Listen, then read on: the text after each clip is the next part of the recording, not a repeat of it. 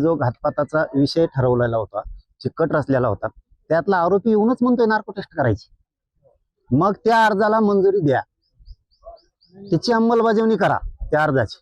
माझा पण अर्ज दिलेला आहे, दोन्ही अर्जाची मंजुरी द्या, नार्को टेस्ट करा, दूध का दूध पाणी का पाणी होऊ द्या.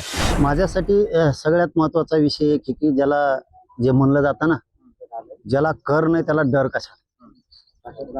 कायदा लॉ असं सांगतो, एखाद्या प्रकरणात जर नार्को टेस्ट करायची असली आणि जर आरोपी असले ते आणि आरोपींनी जर नाही म्हणले तर नार्को टेस्ट नाही करताय. इथं माझ्या प्रकरणातला, घातपाताच्या प्रकरणातला, त्या धन्याने जो घातपाताचा विषय ठरवलेला होता, चिकट रचलेला होता, त्यातला आरोपी येऊनच म्हणतोय नार्को टेस्ट करायची. मग त्या अर्जाला मंजुरी द्या, त्याची अंमलबजावणी करा त्या अर्जाची. माझा पण अर्ज दिलेला आहे, दोन्ही अर्जाची मंजुरी द्या, नार्को टेस्ट करा, दूध का दूध पाणी का पाणी होऊ द्या. कारण ही अशी संधी आहे आता. कारण ते परळीचं ते खरकट आहे ना, ते गप बसणारच नाही. ते असेच पुन्हा पुन्हा जामीन झाले की पुन्हा पुन्हा कटर असणार, पुन्हा पुन्हा डावर असणार आणि पुन्हा घात घडून आणणार. हे 100% ते करणार आहे. आणि हे तेव्हाच लक्षात येतं बघा की पुन्हा पुन्हा उचकवलं जातं. जो कोण म्हणतोय ना, मला त्याच्याबद्दल तर बोलायचंच नाही, आरोपीबद्दल. हे सगळं घडून जे आणतोय ना, तो धन्याचे हेच घडून आणतोय. म्हणून मी हे आरोपींबद्दल बोलतच नाहीये.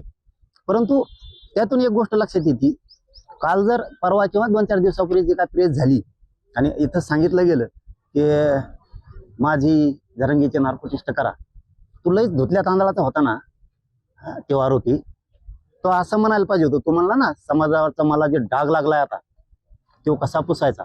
तो जर खास धुतल्यावर तांदळाचा होता ना, तर तो म्हणायला पाहिजे होतं 5ची 5 बी जणांची नार्को टेस्ट करा धन्यासहित, असं म्हणायला पाहिजे. तिथं तू मुंडे साहेब म्हणतो, म्हणजे तुला पुन्हा तिकडूनच फूस लागली आणि पुन्हा तू कुठाने करायला लागला. त्याचा अर्थ असा होतो की काय बरं का, मी गप्प बसलो होतो. का बसलो होतो ते पण मीडियाला सांगतो. मीडियाला मी 2 वर्षापासून कुठेही बोलत नाही. मीडियाला चांगलं माहिती आहे तुम्हाला सुद्धा की ज्यावेळेस ही घातपाताची घटना घडली गेली त्यावेळेस त्या आरोपीची ती माऊली, बायको आणि आई, त्या माऊलींनी असं सांगितलं होतं मीडियातून की हे पेत आहे, याच्या हातातून झालं सुद्धा असन, घरात सुद्धा लई त्रास देत आहे, पण जरांगे पाटलांनी लय मनावर घेऊन. मला कुठेतरी ते शब्द जिवारी लागल्यासारखं झालं की त्याची आई आणि ती बायको खूप सोन्यासारखे आहेत, चांगले आहेत, की चला जाऊ द्या, त्यांनी मीडियातून कव्हाना म्हणलेत ना. पण हे असं पोरग आहे, हे स्वतः सुखाने खायचं नाही आणि त्या घरच्याला सुखाचे तुकडे नाही खाऊ द्यायचं. आणि याला कुणीतरी सुखाचे तुकडे खाऊ द्याय नाही, कुणीतरी फूस लागन. म्हणून मी आता SP साहेबांना सुद्धा तेच सांगितलं की जामीन झाल्याच्या नंतर पुन्हा CDR काढा, कोणाकोणाचे फोन आले किंवा कोणाकोणाकडे गेला ते लोकेशन काढा, याच्यात कोण कोण आहे ते, त्याच्या कुटुंबातला जरी मदत करणार असला तरीही त्याला आरोपी करावं लागणार आहे. तिथं पर्याय नाहीये. याला कुणी धमकीलंय का तो बोल म्हणून, किंवा याला कुणीकडून आणखी सांगितलं गेलंय का, किंवा असा संशय येतो की काही सारख्यातला होता का काय, म्हणून याला जामीन झाल्यावर बी झोपून देणार की तू हे कुठाने करत त्यांच्या विरोधात बोलच.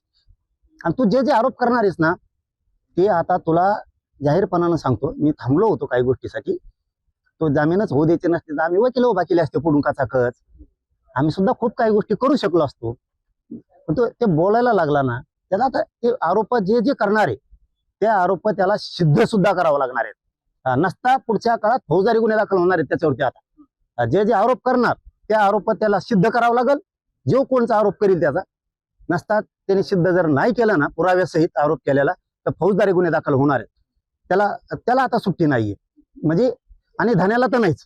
मी यांच्याविषयी तर बोलतच नाही, आरोपींविषयी, आणि त्यांच्याविषयी बोलणार नाही. आणि तुम्हाला सांगतो, मला इच्छा बी नाही त्यांच्याविषयी बोलायची.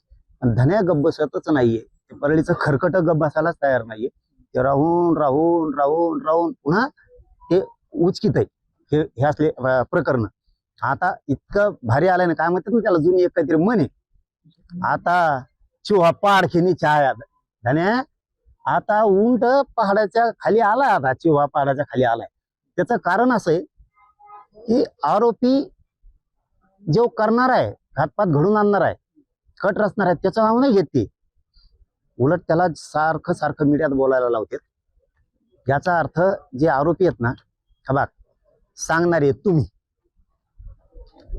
आरोपी घातपात धन्यानी ठरवलंय म्हणून, रेकॉर्डिंग घ्या तुमच्या मोबाईलची, आमच्या नाही. सगळ्या गोष्टी त्या तुमच्या आहेत. आणि तुम्ही जर आता मीडियात येऊन म्हणत असलात की आम्हीच रचलंय आणि तिकडून नाहीच आहे, तुम्हीच सांगितलेलं आहे तुमच्या बैठका त्याच्या संघ रेस्ट हाऊसला झाल्या त्या परळीच्या खरकाट्या संघ. आणि आता अशी योग्य वेळ आली की आरोपीच जर म्हणतोय नार्को टेस्ट करा, तर तपास यंत्रणेनं तो अर्ज आता कोर्टापुढे ठेवला पाहिजे, त्याला मंजुरी घेतली पाहिजे, त्याची अंमलबजावणी केली पाहिजे. आणि त्या तीनही आरोपीची नार्को टेस्ट आता तपास यंत्रणेने मागायला पाहिजे. आणि त्या परळीच्या खरकाट्याची धन्याची पण आणि माझी पण, एकूण 5 जणांची होणं गरजेचं आहे आता. कारण आरोपी म्हणतोय, एक तर आरोपी जर नाही म्हणला ना नार्को टेस्टला तर नाही करता येत. आता आरोपीच म्हणतोय म्हणल्यावर किती भारी झाला. आता ह्यो जर तिथं गेला नसेल तर नार्को टेस्ट मध्ये येणार नाही ना. आणि गेला असेल, याला जर धन्याला किंवा त्याच्या त्या पीएने कोणी बीडचं आहे ना ते, त्यांना बोलला असेल तर नार्को टेस्ट मध्ये येणार ना ते. म्हणजे धन्या ऑटोमॅटिकच येतोय आता. म्हणून याची नार्को टेस्ट होणं खूप गरजेचं आहे. म्हणून आता यांनी तो अर्ज तपास यंत्रणेने कोर्टात दाखल करून त्याला मंजुरी घेणं गरजेचं आहे नार्को टेस्टसाठी. आणि यांचा जामीन रद्द करून यांच्या अंडर ट्रायल सुरू करणं गरजेचं आहे.